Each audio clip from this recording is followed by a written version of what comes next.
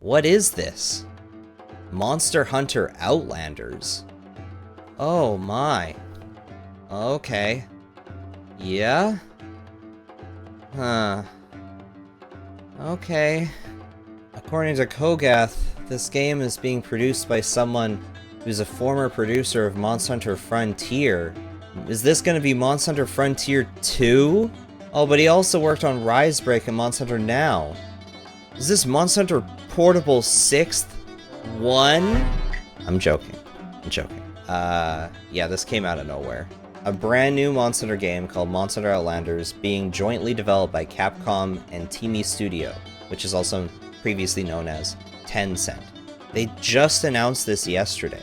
Like, when you go to the website, it's extremely bare bones. It's nothing. It's just the splash art. There's a little survey that you can do, and the survey basically just asks you what Monster Hunter games have you played, and then have you played, like, gacha games like Genshin Impact and Withering Waves. That's because the truth is, this game is a open world survival gacha clone.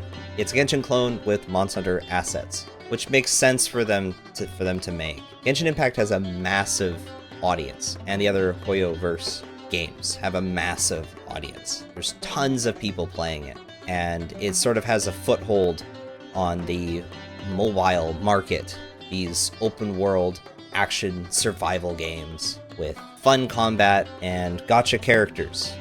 People are spending lots of money to get their favorite waifus and husbandos. So of course, Monster Hunter is going to try and get their piece of the pie in this type of market. It also seems that this game is strictly on mobile, and there seems to be no sign of a PC port anytime soon.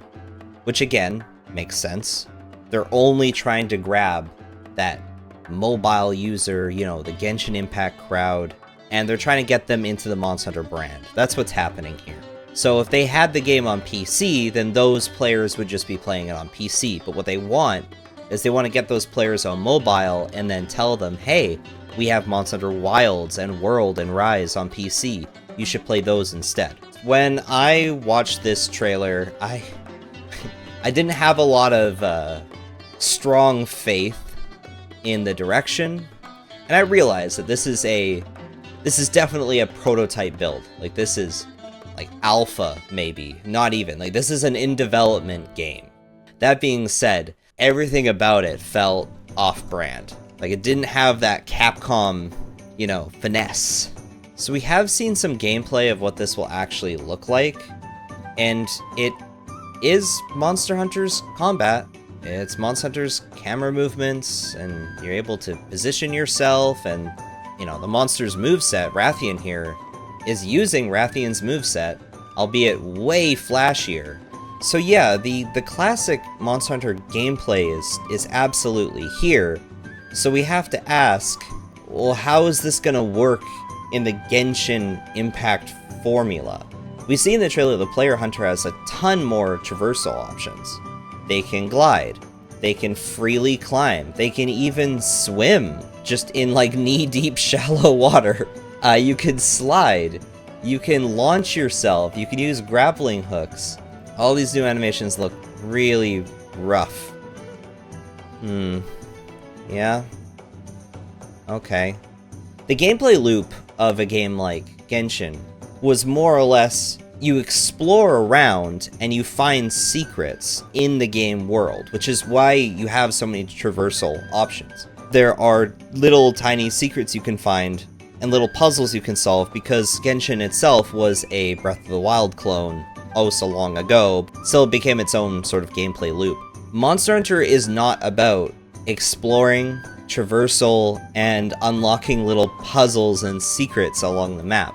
Yes, they could do that. They kind of did that in Rise, but I'm curious on how they're gonna balance that in a game like this. Like, Monster Hunter was never needed to be super explorative, because the point of the game was not to explore, it was to actually find the monster and hunt the monster. So these exploration methods of exploration, I don't know how they would be useful. According to this random Reddit post that was posted, allegedly this has come from someone that's played the game, I guess. But truthfully, I don't even know what the source is on this post, but I don't care. We're just gonna... I'll be honest, I haven't really taken this seriously at all up until this point. I don't mind looking at this random Reddit post that could be true. It could be from a reputable source, or it could just be from someone random that is just saying stuff. But it says here that basically how the game works is there's a large, big map. And then in that map, the large map, you find smaller maps. Like where you enter the monster lair, and then it becomes more like the classic Monster Hunter title, where you enter the lair, and then there's a time limit. You have to fight the monster in the lair, similar to the dungeons in like Genshin Impact. And according to this post, the gacha element is similar, once again, to Genshin, where you have your own player hunter, but you recruit, you pull for allies, other characters, and those characters are characters you can switch to during combat. The only thing I have to confirm that there will be a gacha character system akin to Genshin is when I translate the Japanese post, like the Japanese announcement post for this game. It says, additionally, we are currently working hard on implementing a vast open world and a system that allows you to switch characters. It seems pretty clear that we will have a main character that we play as, and then we will basically summon other characters to assist us in battle.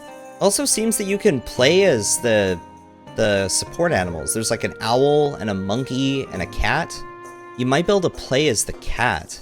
This makes it feel like you can play as the cat. I mean, the camera is on the cat and it just ran up to the Anjanath.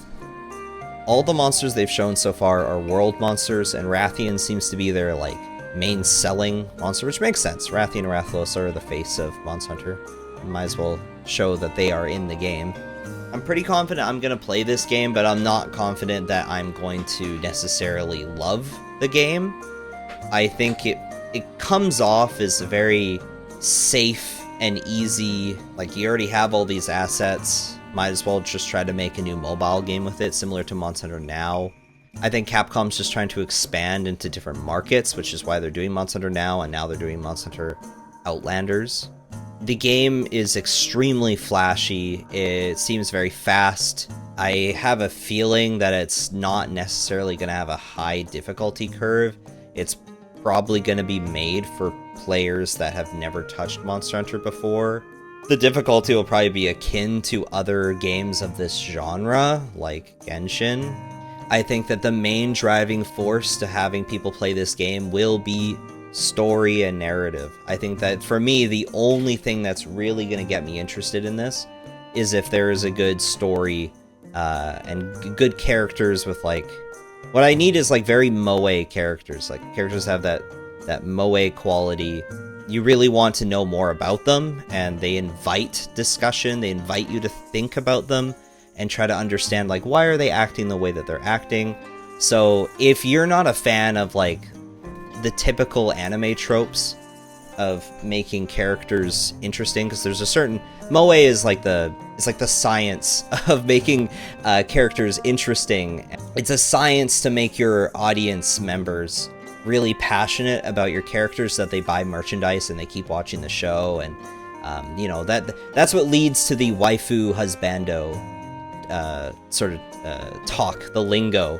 And I have a feeling that they're gonna try and do that here, but Monster Hunter has never really had a good track record with making good characters. The overall world design is what I think pulls people in, like the world aesthetic, but the individual characters aren't necessarily deep or profound.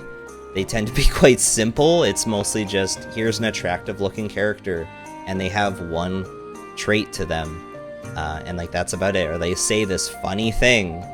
If the characters and the story is extremely riveting, very interesting, then I believe that this game will be liked, even if the gameplay loop is very different from classic Monster Hunter, because they're probably going to encourage players to do more exploration. And there's also going to be the gotcha systems and the pull system, which not everyone's really going to agree with. Like the only way to really make this work is if there's some kind of compelling story, or there's characters that have that moe quality that makes people really want to spend real money for a chance to get a character that they like. It seems like you can make your own weapons and equipment, but maybe not. Maybe they just come pre-built with the character. Who knows? It would be cool if you get to make your own weapons and equipment. I'd prefer that. That's a huge part of Monster Hunter's gameplay loop. But I don't know exactly how this is going to play out because, again, this is still so early in development. We have no idea what they're planning.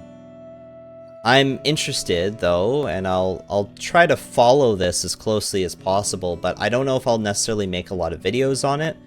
Who knows? I mean, this might end up being like a real surprise hit. I might end up really liking it, but I think, again, like, the gameplay doesn't look like it's fascinating. Like, there's nothing really new here that's really sparking my interest. It feels very watered down, almost cheap looking, which sounds quite negative, but I think that if they double down on the elements that have made similar games like Genshin popular, then I think that this game could actually hit a new audience and be popular, but we'll have to see.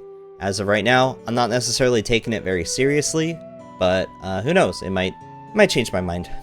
I want to thank y'all for watching. Hopefully more Wilds news comes out soon, because I want to continue to cover that.